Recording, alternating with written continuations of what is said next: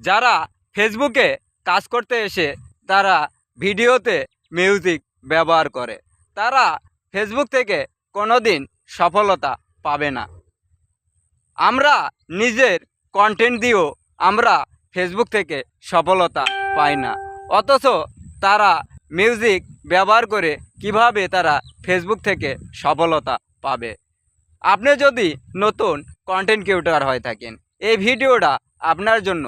আপনি নিয়মিত নিজের ভয়েস দিয়ে ভিডিও ফেসবুকে পোস্ট করবেন, অবশ্যই আপনি ফেসবুক থেকে সফলতা পাবেন।